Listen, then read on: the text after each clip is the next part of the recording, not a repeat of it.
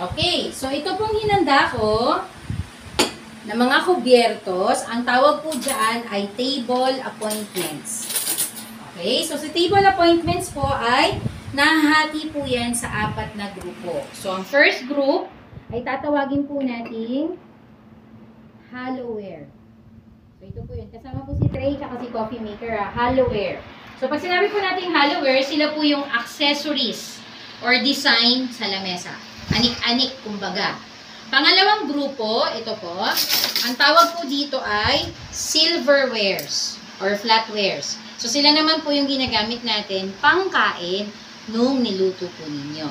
Pangatlong grupo, ito pong dalawa, ang tawag po sa kanila, glassware. So, sila naman po yung pinaglalagyan ng inumin, pangkape at pangtubig. At ang huling grupo, ito po, ang tawag po sa kanila, dinnerware. So, sila naman po yung pinaglalagyan ng lulutuin po ninyo. So, sa cooking process, ilan po ba ang kailangang i-prepare ng isang aplikante? 4. 4 po ang i-prepare niyong pagkain bukas. So, ano po yung composition ng 4 na pagkain? Tawag po doon, complete course meal. So, sino-sino yon or ano-ano? Number 1, soup. So, si soup, saan po dapat nakalagay?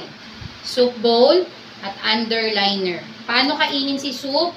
Kailangan mo ng soup spoon. Pangalawang pagkain, appetizer. So, si appetizer po, it divided into classification. Meron po tayong tinatawag na finger food.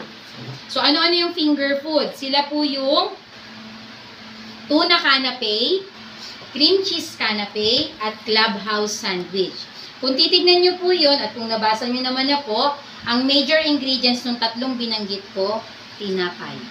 So, ibig sabihin, pag may tinapay, yung isuserve nyong appetizer,